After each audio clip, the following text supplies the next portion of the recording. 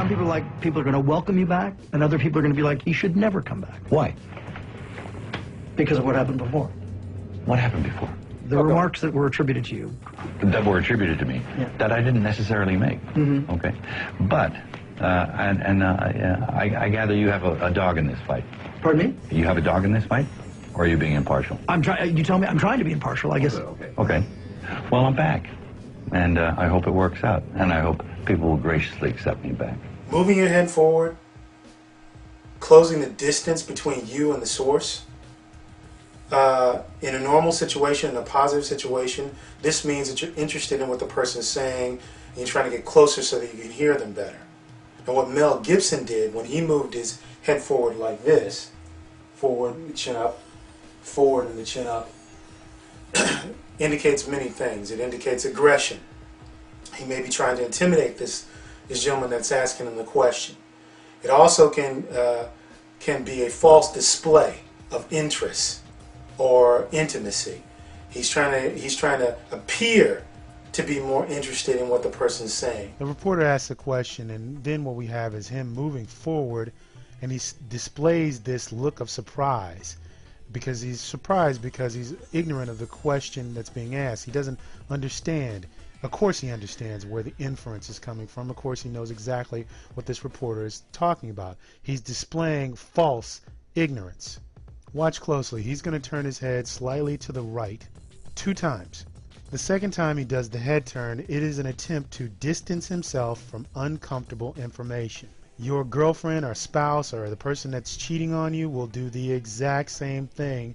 Finally, what we have is a flash of anger. His eyes narrow, his brow furrows. He is exceedingly upset at what he's hearing. As he moves his body closer to the source of information, there's a contradictory reaction. Basically, he moves in closer, but as you can see a moment or two later, he turns his head away from the source, from the guy's voice. This is a subconscious move that he is uncomfortable with the information that he's receiving, that he's irritated by it, that he's angered by it. Now what follows is this quick flash of contempt on his face. We'll try and isolate that. There's this contempt, there's this animosity, this irritation that's all over his face. It's all over his body language.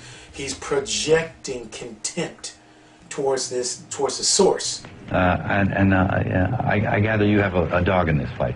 Pardon me? You have a dog in this fight? Or are you being impartial? Another thing that's really interesting about this little interview is that this gentleman asked him a question, and then Mel Gibson gives what I call a passive defensive response. Do you have a dog in this hunt? Do you have a dog in this hunt? Basically, this is a point of contention where Mr. Gibson feels like he's being persecuted. That's the only reason anybody ever gives a passive defensive response is if they feel like they're being persecuted. They feel like they're being picked on. He's trying to let anyone who's watching know that, hey, I know you're trying to get me.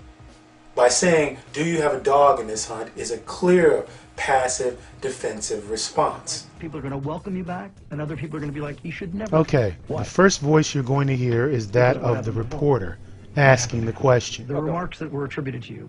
That were attributed to me. Yeah. That I didn't necessarily make. Mm-hmm. Okay. But look at the voice stress analysis.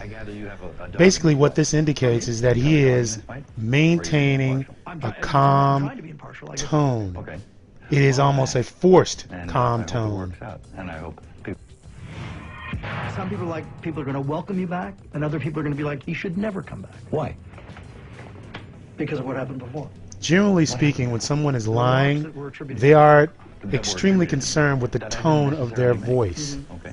Or when they're being deceptive, they don't want to come off as yelling or too aggressive in certain situations.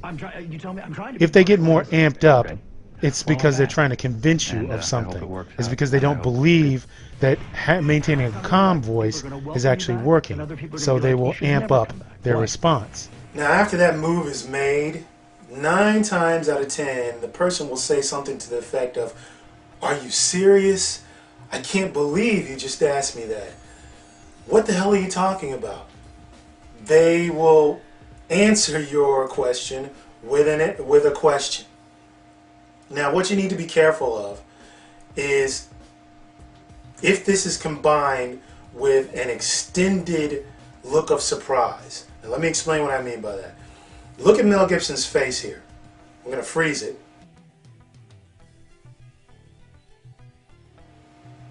As you can see, when Mel Gibson leaned forward, his eyes got wider, his cheekbones kind of slid back a little bit, his face tightened up. The normal, natural look of surprise. The only problem is this look of surprise stayed far longer than it naturally should. Surprise is something that comes and goes quickly. It is not something that stays on your face for a long period of time. The only reason that it would stay on your face for an extended period of time is because you're trying to display it to someone. You're trying to make sure that they see that you are surprised. Mel Gibson's doing that for a reason. Your cheating spouse, cheating husband, cheating wife, cheating girlfriend, cheating boyfriend are doing, when they have that phony surprise on their face, they're doing it for a reason. Okay? When that phony sense of surprise comes on their face, that display comes on their face, and they combine it with a statement like, "Are you serious? Are you kidding? I can't believe you're accusing me of this," that is a huge, huge indicator that they are lying.